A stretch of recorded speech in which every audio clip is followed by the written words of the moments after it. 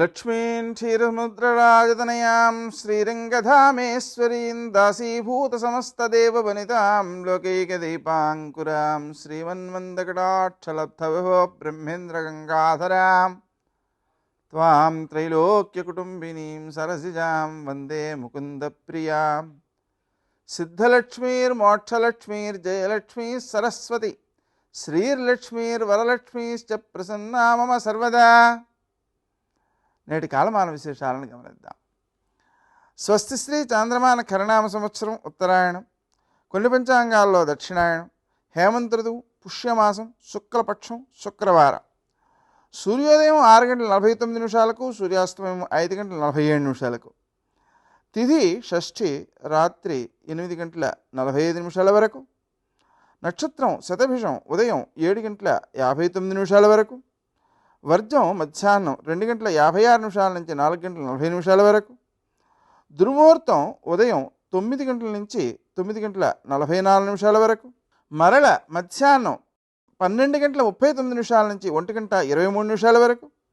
అమృతకాలం రాత్రి 1:22 నుంచి 3:06 వరకు. రాహుకాలం శుక్రవారం కాబట్టి ఉదయం 10:30 నుంచి 12 గంటల వరకు. నేటి విశేషాలు. తుళువ షష్ఠి అంటే సుబ్రహ్మణ్య స్వామిని పూజించటానికి అనువైన రోజు. షష్ఠి సుబ్రహ్మణ్య స్వామికి చాలా ప్రీతికరమైనది. ఇంకా విశేషించి ధనుర్మాసంలో 15వ రోజు. ఈ రోజున ఆ గోదాదేవి నిద్రలేపుతున్నట్లు భావన చేయటం గోపికల్ని చేస్తూనే లోపల ఉండే గోపికకు బయట ఉన్న గోపికకు జరిగే సంభాషణారూపమైన స్తోత్రాన్ని ఈరోజు చేస్తూ ఉన్నది. స్తోత్రం చేసే గోదాదేవికి గోపికలు మాట్లాడుకుంటున్న మాటలు స్పష్టంగా, అదేవిధంగా ఆ రూపాలు స్పష్టంగా గోచరిస్తూ ఉన్నాయి.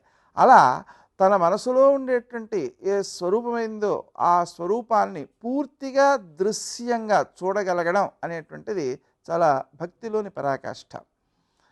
అలాగే భగవంతునితో మాట్లాడుతున్నట్టుగా భావన చేయటం, ఎదురుగుండా కృష్ణుడితోనే నేను మాట్లాడుతున్నాను అనుకోవడం, ఇలాంటివన్నీ కూడా భక్తులని పరాకాష్ఠకు సంకేతాలు. ఈరోజు ప్రత్యేకత ఏమిటి అంటే శ్రీధరాయ నమః అనే మంత్రంతో ఆయన్ని ప్రార్థించటం వలన విశేషమైన ఫలితం ఉంటుంది అని చెప్పి పెద్దలు చెబుతూ ఉంటారు. నేటి ఆణిముత్యం.